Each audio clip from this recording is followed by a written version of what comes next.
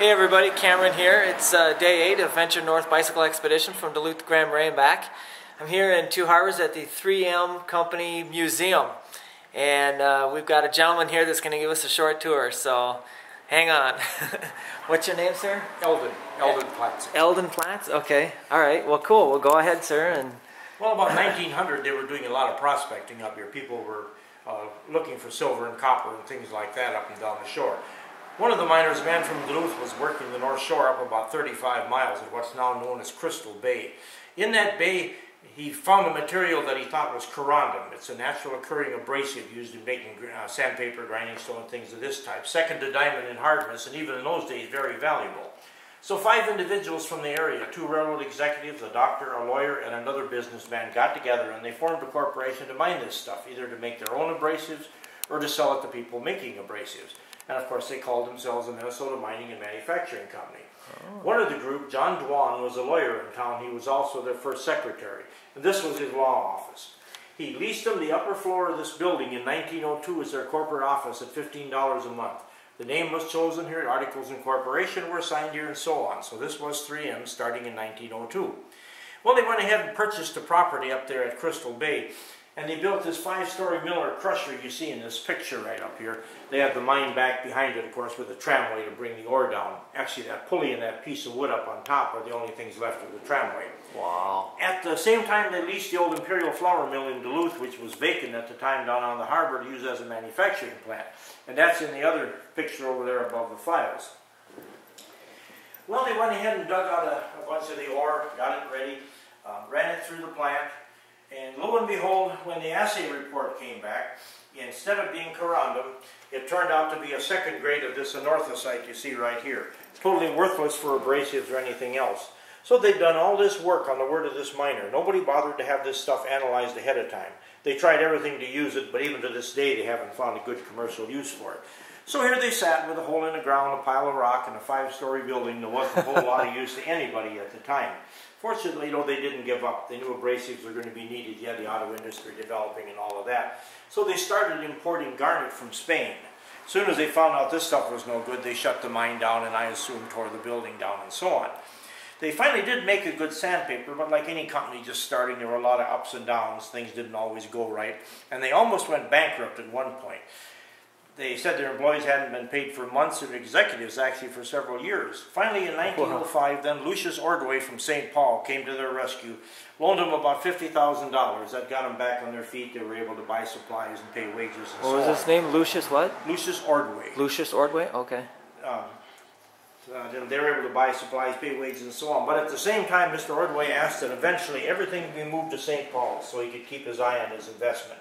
Besides, without the mine, and with the lousy transportation we had up here, and even in Duluth, the plant was right down on the harbor, and they really had a hard time making sandpaper. It was so moist and everything. So sometime around 1910 then, they shut the last of everything down up here, moved it to St. Paul, and of course it's been there ever since. So the only thing they actually made here then was sandpaper. Everything else was developed after they went to St. Paul. But from 1902 to 1910, this was 3M. This is where it all started. Wow. The Historical Society got control of the building in 1991, and in 92 it was opened as the first time as a museum. Sometime between 2000 and 2004, then 3M came down and put in all the displays and everything that you see here today. The cards over here on the rail, on the left over here you've got the 5 people that formed the original corporation, and on the right, of course, the 4 that made 3M what it is today. In the middle, you've got a copy of the first 50 shares of stock sold to Henry Bryan, the first president, in 1902. So a $50 investment then would be worth $12.3 million plus today, with all the stock splits and stuff they've had through the years. Wow. And that stuff reached such a low point at one time that you were able to take 2 shares down to your neighborhood bar and get a shot of cheap whiskey for it. And they said a lot of the bartenders, especially around the Twin Cities and such, saved the stock and became multi-millionaires after a while. Picture on the back wall there then is Mr. Dwan working in his law office, and you can see the bookcase there behind him. So the bookcase, the desk, the ledgers and such are the only things left from the original office. The file cabinet there beside you, there are 3 drawers with white tags, and there's 3 more over on this other side here. They have extra material on the company. Over here by the door you've got a picture of the original office, again showing the safe. The safe is in the same place, but the one that's there now is a reproduction, as are the files there alongside it.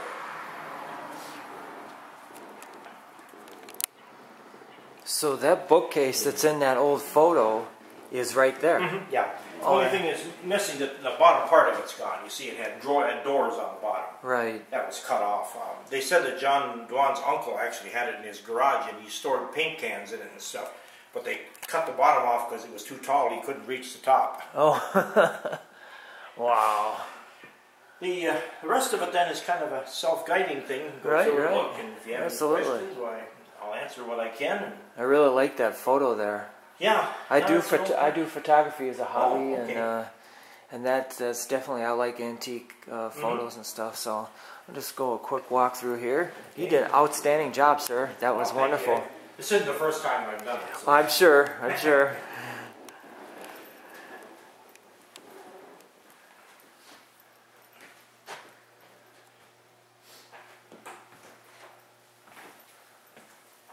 Here's all his products.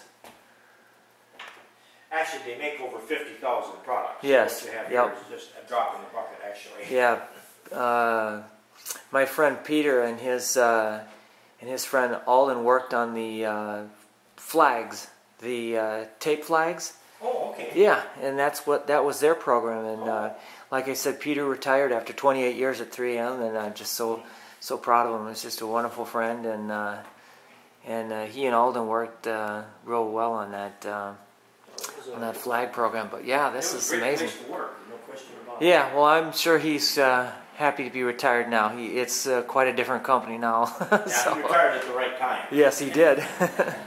So what do we have in here? Just a little variety of stuff. Oh, okay, sure. Sandpaper was Right. Sandpaper, yeah.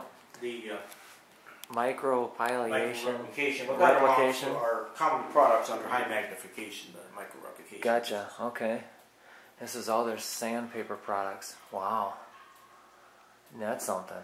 That's cool. Now, on the back side of the car, there's the car in the middle here, there's a light actually that shines.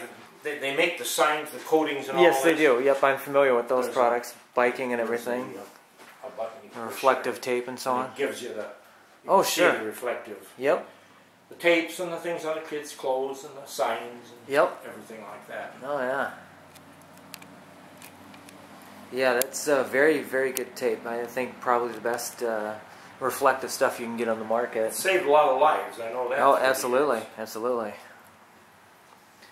And here we have a gentleman working Gentleman with sitting there some studying the rock. studying the rock. Yep. Somebody's actually moved it. He's not. No, I guess it's still the same. Well, the only thing he's missing is a little cocktail there. Yeah. Kids like to get their picture taken with Yeah. stuff like that. Yeah, sure. 3M Innovation. Yet those parts of kiosks, there is a Right. program that goes with Yep, it. yep. There's all the old people, It shows all that. all the starters. Kind of Yep. a 10-year by 10-year thing. Absolutely. So how many years you been doing this? I think this is the 4th year, I believe. 4th year, yeah. Yeah. So you're obviously a resident of Two Harbors? For a few years. I haven't been here all my life. Right, right. Yeah, I was born and raised in Grand Marais, and then moved to the cities, and Okay. so this bike trip that I'm on, it's definitely had an opportunity to explore more of the towns than I've ever had before. So this has been a great opportunity to get more of the culture. I have more time. I don't get a whole lot of vacation time up this way, so this is the stock, huh? Yes, It's Wow. a copy of the first 50 shares. That were Oh, sure. Look at that. Isn't that fascinating? Wow. Very neat. I like that typewriter, too. Yeah, I've seen a lot of old typewriters, but never one quite like that. Yeah. Because Oliver made some of the first typewriters that were made. So that's number 9, so it's got to be a pretty early one. Right, right. So, okay, well, I've only got a few seconds here. So, what was your name again, sir? Eldon. All right. Latsik. I'm Cameron. Very good job, sir. Thank you. you very much for that tour. That was Thank you. wonderful.